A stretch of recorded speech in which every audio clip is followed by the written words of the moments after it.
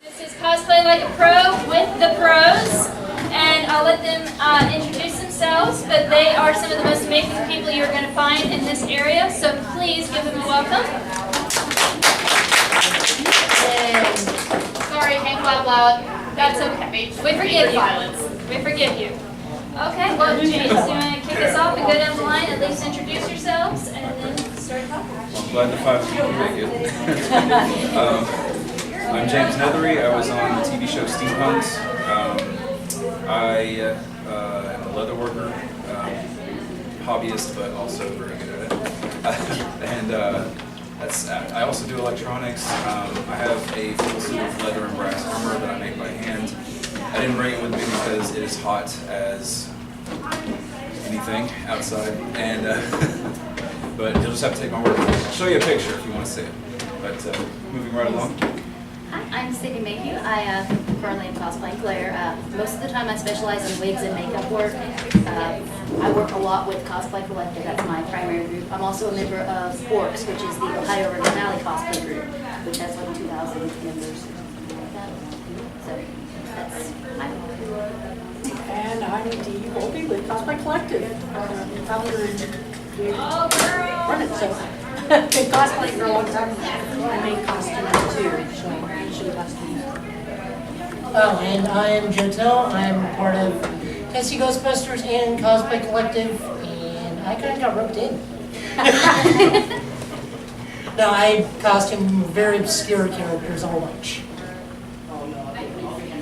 Okay, well, can you tell us a little bit how you got into cosplay? Why do you stay? What drew you into it? Me personally. Go for it, yeah. Is this thing on? Yes, it is. I can turn it down if you like. We can turn it down. It's fine. I will project. Okay. All right. I'm not going to project. Well, actually, what got me into cosplay was I started making the watches, started doing the leather work, and I had seen where other people had made shoulder pauldrons and things like that. So I made one, and it was cool. And I was like, well, what if I just added some more? What if I added a chest piece to it? What if I added it? And eventually, it became an entire suit armor, and wear it to conventions and stuff. Unfortunately, I never even placed in any competitions. And before I ever had gotten to the point where I could, I got snatched up by Hollywood so I could do their show for them. And then after that, everybody wanted me to judge the costume competitions instead of being in them. So but I still do it because it's enjoyable. I love when people come up to me and they want to get their picture made. And they're like, "Who are you supposed to be?" And I'm like, "Well, I'm me, but just in armor." A lot of people want to make characters and stuff, especially steampunk characters. They want to create a persona, just not that creative on that level. I don't know, it just feels weird to me, but that's just me. To each their own. I started about 10 years ago. A group of my friends in high school were going to MTAC, and they were like, "Hey, we need a Mercury for our Sailor Scout group." And it snowballed from there. Cosplay, not even once. Not even once. That was it for me. Well, I was that kid that made those elaborate costumes for Halloween, and it just kind of spread. I just love building costumes. I like replicating costumes, and I enjoy it. Keeps you young and having fun. Nerd that grew up in the 80s and 90s and never looked back. No, my actual costuming thing, I started in 2010, 2012. Never looked back. Had a friend that I still keep in contact with. He's over in Denver. It's one of the primary reasons I did it. Did one of the most obscure characters you could ever possibly hope to do. So obscure that only the Fonz could voice him in a cartoon. And I've never looked back, and I keep looking for more fun characters that suit me. How much time do you guys typically put into a costume? Or is it just as All you of the find time. it? All the All time. the time. It depends on the character. It really does depend on the character, because you can do something simple like Harry Potter. This one doesn't take a whole lot. Or the last costume I built and finished was Thanos, so that I sculpted the face and cast the mask and everything. So that took a good while. I think the longest that it takes, well, if you count my costume that I've been working on for almost 2 years, it can take a while, but that's just on and off. I think the longest I've done for somebody else probably took about 6 months. I haven't got a chance to do an entire cosplay for anybody else. I do the Star-Lord boot covers, but they're expensive. They do take a long time to make. My armor set that I spent, it was on and off like 4 years maybe, to where it is now. But I want to retire it because I want to start working on a Steampunk Commander Shepard. Yay! That'd be awesome. I should just restarted Mass Effect like last night. I love that. I have like 600 hours played on Mass Effect 2 and 3. It's I don't have a problem, I swear. What about Andromeda? I'm Commander Shepard. This is my favorite cosplay on the Citadel. But like with that, it's like I bought a laser cutter recently, and I want to like incise the patterns and stuff like that. Very Victorian scroll work on it. So just I have to design it first. Then I have to put it into Adobe Illustrator. Then I have to convert it to LaserWorks. And then I have to get all the laser and stuff together to do it. And then after that, I'm going to have to hand tool everything and do all the carving, add all the little greeblies and stuff. So it's going to take a while. But I'm still in concept stage right now. And you don't have to spend a lot of time on cosplay. You could do a closet cosplay. You can create your own, like one of our audience members here. You can just, there's so many characters that just wear normal clothes. Oh yeah. One of my costumes is Superboy. You know what Connor wears these days? It's a black Superman shirt, blue jeans, and black sneakers. Done. Got a cosplay. Very true. 100% accurate. And it also depends on how much you do it yourself. You can purchase pieces. That's all right. Please tell me that did not break. It's the curse of the stage. Yeah. It's cool. It's already printed, so I can just Okay. Oh. That's okay. Is it ABS or? It's too Touch here. expensive for me. So to that end, whenever you have mishaps, what do you do to fix them, and what do you? You call it battle damage. I would probably call my buddy Jared and have him 33 Flash, anyway. yeah. It just depends on Actually, this may be better because now I don't have to worry about it being super pointy at the top and having issues.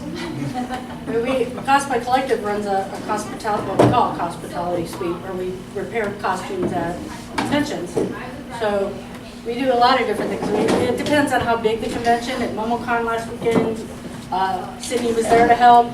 There was actually 6 of us. Yeah, when Matt got there. There were 6, and we were busy from before we opened. After we had to kick everybody out. And we have anywhere from a sewing machine to thread and needle, all kinds of glues and tapes and makeup kits. She would help people with makeup and all that. So accidents seem to happen a lot. At cons, when you think about all the people you're walking by, if he's got his staff, somebody hits it. If you have a costume that has wings, anything could happen because people don't notice. They're moving around, they don't notice it. Yeah, my armor set, I have a flight case for it if I want to take it to the conventions like Wild Wild West Con and stuff like that. And I don't know if TSA goes through it or what, but I've gotten there. You remember that one back piece I had with the glass ceiling fan on the back? You'll notice I don't have that anymore. They shattered it. It's in a flight case. What did you do? And of course you get there and you see it's like there's glass everywhere and you're like, well, expletive deleted. Goodness gracious, that's heartbreaking. Yeah, but for mine, if something falls off of it or something like that, it's just like, well, there's battle damage for you. Yeah, in some cases, like, I'm building a Mandalorian, which is like Boba Fett, but a mercenary. And they want you to put battle damage on it. So if you accidentally bump it and take a little bit of the paint off, we're in a fight. That's part of the costume. So it just kind of adds to the character. Mm-hmm. It does, don't Actually, it? if you're doing a post-apocalyptic sort of thing, you can take your whole outfit after you put it together and just put it out back of your yard and then shoot with a shotgun a couple times. Yeah. I'm just gonna do that with Furiosa soon, I think. Nice. She does a Furiosa, and so she's got all the, it's a post-apocalyptic. You gather things and build your own costume pieces, but she's doing a specific character. I'm just not willing to shut my arm off yet. We'll get you there. don't Commit to worry. your craft. I have 4 But characters that don't even look on. She can say that, but what she did create, you can't tell she doesn't have a mechanical arm. It's really cool. So what advice would you give to somebody who's wanting to up their game with their cosplay? If they're just starting out and then maybe they're wanting to become a little bit more professional and go a little bit more, what kind of resources are there out there? How can they do that? What do they need to look into? Well, What do you locally recommend? here in Nashville is all the cosplayers. If you see a cosplayer that you like their costume, go up to them and talk to them and see how they did things. We have Make Nashville here in Nashville. We Cosplay means good with- every third Thursday we have a cosplay build night. So if you are trying to figure out how to do something and can't quite figure it out, somebody there's probably done it before and can show you, probably me. But I also teach classes there, so if you want to learn EVA foam armor building or using thermoplastics or anything like that, we have classes. If you want to learn to put electronics in your in your costumes, we have electronic classes there. And sometimes if you just come and participate, you can learn from the people that are there. But the best thing with cosplay is learning from the person who's already done it. You want leather working, James is the perfect person to go to and ask how to do something, because that's what he does. YouTube is also a really awesome resource. I've learned half of my makeup and hair skills from YouTube, and the other half just from people I know that do makeup and hair. And you can also, when I did the Furiosa, I built the arm watching someone else on YouTube build their arm. So that's helped me pretty well too. Yeah, YouTube is probably going to be one of your greatest assets. There's just tutorial video for just about everything now. Or all you got to do is look for, search DIY armor, and you'll come across 18 million videos. There's How to do it. there's a website called the RPF.com, which is the Replica Prop Forum, is what it stands for. Yeah, that's good. It started out as the the Halo guys and stuff, but now any Yeah, costume everything. you can think of, they've got them categorized and everything. And what people do is what they call a work in progress. They'll show you as they and tell how they're making each part, which helps everybody else who wants to do that same kind of character. It gives them ideas how to do them, or even helps you come up with an idea of how you want to do it. It's also instructables. I love Oh yeah, instructables. instructables. I've got my own instructables tutorials up and stuff for Star-Lord boot covers. Mhm. And actually, it was funny, if you wanted to do costuming, props, and accessories and make money off of it, that was how I did it. I documented the whole process. I threw it up on Instructables. It had 30,000 hits within a week, I think. And I got 6 commissions out of it. They were like, yeah, I was going to try to do it myself, but you obviously know what you're doing, so here's money, make me a thing. So. That happens a lot. That's how I've done a lot of commissions. It's something I've made several capes because I do Batwoman, and my cape is pretty elaborate. I can spread it out and everything. That's basically how I started making commissions. Is people ask me to make them a cape. Yeah, most of the time people are friendly, and if you have questions, they'll be willing to answer. It's not when I went to the old Tandy, not before they moved to their new location and got new management, there were some old pros there, and talking old dudes that don't want to tell you anything and will actually belittle you for not knowing stuff already. So I ran into that a lot. Yeah, their new manager is a LARPer and cosplayer. So. Yes, he's awesome. He's super friendly. Yeah. And they have classes. They have free classes, I think, every other Saturday or something like that. I've never gone, obviously. I don't need to learn anything else. Nashville has a really big cosplay community, so you can pretty much find just about anything around. The fact that I manage Cosplay Collective, the nice thing is I pull from all the groups. Even the Star Wars groups come to our, as the Stormtrooper downstairs tests. So, if you find somebody who knows all the cosplayers, it's easy to find the cosplayer you need to talk to. I answer all our Facebook page messages, so I'm very big on sharing information. If you have a question on how to do something, I'm happy to answer it, or I'm happy to point you in the right direction to who you should talk to. Just yesterday, somebody asked me how to make a Mary Poppins dress. I gave her the name and contact for the person who I know that does a fantastic Mary Poppins. So she was going to be able to get sewing tips about the dress. So what kind of skills would you recommend brushing up on or really focusing on, or does it just depend on each costume? What type of things do you Depends on the have a lot of people costume. coming in? Really, I mean, think about it. If you're going to do like a zombie, you're going to need some special effects skills, stuff like that. I do recommend makeup skills for a lot of things regardless, like almost everything you could utilize makeup for. Whether you're doing a character that just has a different face shape, that's contour work, special effects work, or like, say, Voldemort, if you want to cosplay him, you gotta make your nose disappear somehow. So, Yeah, makeup's important. I brag about her all the time because she'd make herself look like anybody. So, Chief, if you want to have a Tom makeup Cruise, question, I you tried. All you have to do is jump on a couch and scream that you're in love with whatever. Well, I was just trying to get into the danger zone. Danger zone. Sorry. I hear that and I just think Archer, I don't think. That's so sad. I think, what would you say? I would say it depends on the character you're doing, because every character takes different amounts of effort or different amounts of things. Like my Starman, the most I got to do for that is grow a goatee and my sideburns every now and then. And then his costume is, honestly, it's one of the reasons why I love doing him, is because he has no defined costume in the books. The thing that makes Jack Knight Starman is a leather jacket, the rod, which we now know is in pieces at the moment, and a pair of welding goggles and a sheriff's star. That's it. He wears different clothes almost every issue, so I can be as varied as I want. Or it can be something as straightforward as a full bodysuit that's lime green with orange antenna for ambush bug. So you could cosplay him in a cosplay. I've already done ambush bug News 52, ambush bug Red Lantern.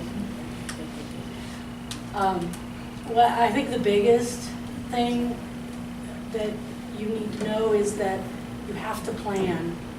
Don't start anything until you've decided your character, really looked at all the aspects of it, think of what you're going to use to make all the different pieces, get it all planned out before you even start, because then you don't start something and, oh, well, that's not really working, let's do this. Of course, you'll still do that a little bit, but if you do the planning ahead of time, it'll go a little bit faster. And if you're doing superheroes, look at what their costume is, because chances are you'll pick something and you'll really love it, and then maybe 5 issues down the road they've changed something on their costume that you'll love even more. So be prepared to adjust as you go along and really make sure that's the definitive costume you want for that costume you're doing. I've redone Batwoman 3 times Yeah. because her costume's changed. Well, I mean, I do Kyle Rayner. We have like 20 versions of that guy's And now I costume. gotta see what the CW is gonna do, because she's gonna do a character. Let's not get into that, because we got to think about that Yeah, I when did we know if that's Gamora, possible. and then she had a completely different costume in the second movie, and I like it so much better, and I'm very mad at myself. Well, do you have any tips or tricks or something that makes it a little easier, or like a backup kit or something to help you cosplay during a con? Or Contact cement. Contact cement, sewing kit, hot glue. just, Keep if makeup Cosplay on. Collective's not there and running a hospitality suite, always bring a little kit, a repair kit. Definitely, especially if you're going out of town for your con. But like at MTAC here in town and Hypericon will have rooms to be able to repair stuff. Even, like I said, we go out of town too. MomoCon was in Atlanta. But that's the biggest thing, is bring some stuff to repair, because at a con, you're more than likely going to. And I try, like when we have events, I try to bring the minimum of repair stuff, just in case somebody's putting their costume on and something breaks. I can help fix it and get it. Don't be me. Find a comfortable shoe option. Oh my God. Yeah. Don't be me. I don't do anybody that has heels. I do everybody that has heels. No, my boots, you know those gold brass plated boots? that I bet they're I've got? heavy. They're heavy, they have a steel toe. I have Flintstone feet, so it's actually the steel toe is digging into my pinky toe the entire time. And, you know, when I'm wearing it, I'm in it for 8-9 hours, you know. And when he says leather armor and brass suit, it's 50 his pounds. entire body is covered in this armor. What is your character when you're doing that? I don't have a character. That's why I like doing the Knight steampunk. in shining armor. Yes. So what you're telling us is really thick Let's socks. use the knight in sweaty armor. He's considered a steampunk character. Yeah. I like to talk about the falcons. Yeah. And the brass. Yeah, but it's like the only saving grace for that whole suit is I have the dry fit shirt underneath everything, and there's a 200 millimeter computer fan on my back, and it's actually Excellent. blowing air onto me the whole Now time. that's thinking ahead. Yeah, 'cause people will come behind me and they'll be like, "Oh, I'm gonna get cooled off." I'm like, "No, you're not." That's my air. And that, you know, that's stuff you have to consider is where you're gonna wear the costume, how you're gonna move, where you're gonna store things. Like if you go ask the stormtrooper downstairs, he has fans in his mask because that gets so hot. I'm putting together a Mando and my helmet's gonna have fans. Also, it's hard to communicate in those, so he's got a little speaker.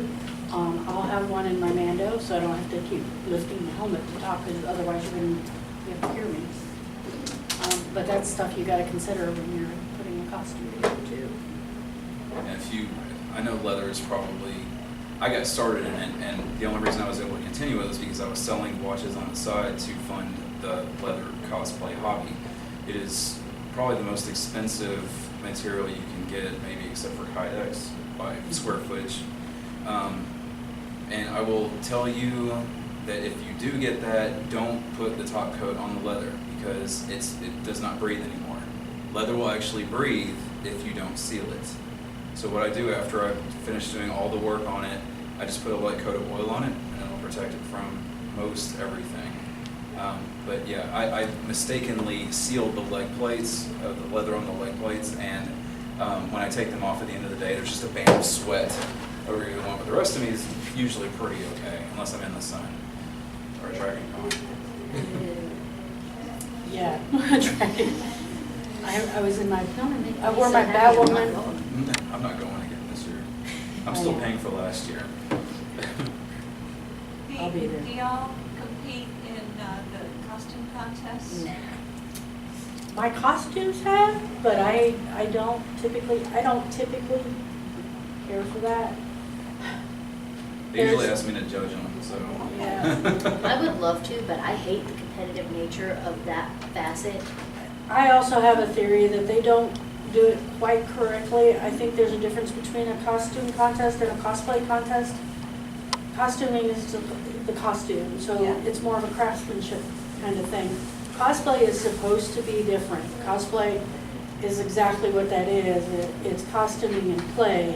That was a word that a Japanese author came up with to explain to the Japanese what it was, because it actually started here, not in Japan where everybody thinks it's so big that it started there. It didn't. And it's supposed to be when you're in costuming, you're actually acting the part of that character. So most cons will call it a cosplay contest, but it's not really. They're doing a costuming contest where they're checking your seams and they're seeing how well you made the costume itself. So that TV show was actually fairly accurate, even though it seemed like it was all staged. Which one? Oh, there's a, The one that The Yaya Han was? Yaya the Han was Yaya. on. Cosplay, Heroes of Cosplay. Heroes of Heroes of Cosplay, Cosplay. yeah. Or cosplay, was it cosplay? Well, That's the No. one that's on now, I think, Cosplay Okay. Melee. All right. If Go Big or Go Home was at MomoCon. She was the one who won the first year cosplay. I think your camera's But dying. I was talking to her, and, you know, they were, some of it was staged on that one, so, That'd be for drama. yeah, most of these shows will do it. They did that for you, Oh didn't my they? God. I've heard the horror stories already.